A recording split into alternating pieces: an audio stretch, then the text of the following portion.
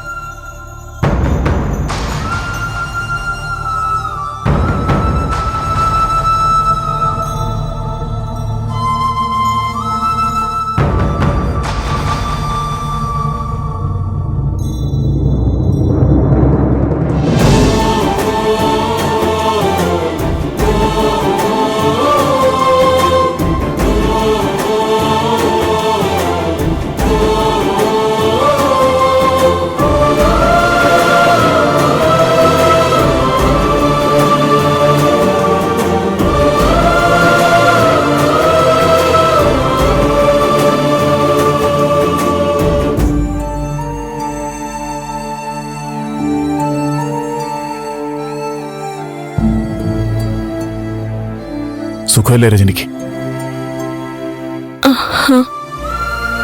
ഒന്ന് കാണാൻ കഴിഞ്ഞല്ലോ, സന്തോഷം. ഗിരീഷ്, വാക്കുകൾ മുറിയണ്ട. രജനിയുടെ ഏത് ചോദ്യത്തിനും എനിക്ക് ഉത്തരവുണ്ട്. അറിയാം. എനിക്ക് ചോദ്യങ്ങൾ പോലും വരുന്നില്ല. ഞാൻ വിഷമിക്കണ്ട. ഇങ്ങനെ കാണാൻ പറ്റിയ തന്നെ വലിയൊരു ഭാഗ്യമല്ലേ?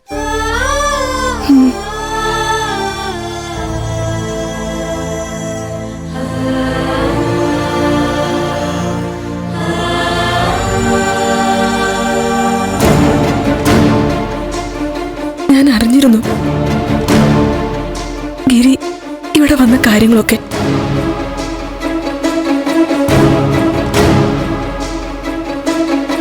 അല്ല മോളെ, എന്താ, എന്തെങ്കിലും പ്രശ്നമുണ്ടോ? ഇല്ല ഇല്ലെങ്കിലേ. ഇദ്ദേഹം? ഞാൻ ഗിരീഷ്, രജനിയുടെ പഴയൊരു ഫ്രണ്ടാ.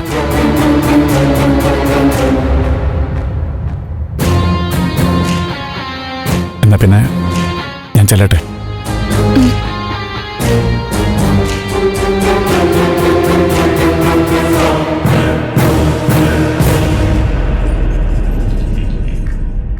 മോളെ,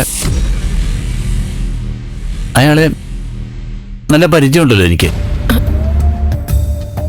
ഞാൻ മീരെ കണ്ടിട്ടൊരു അങ്കിൾ.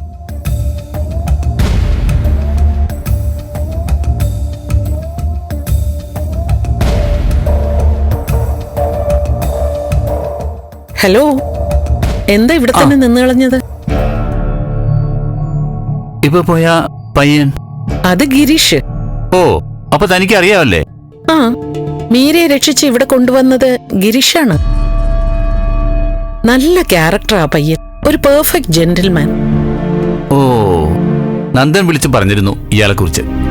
സത്യം പറയാലോ, ഒരു മോളുണ്ടെങ്കിൽ ധൈര്യമായിട്ട് ഗിരീഷിന് കെട്ടിച്ചു കൊടുക്കാൻ ഏതച്ഛനും അമ്മയും ആഗ്രഹിക്കും.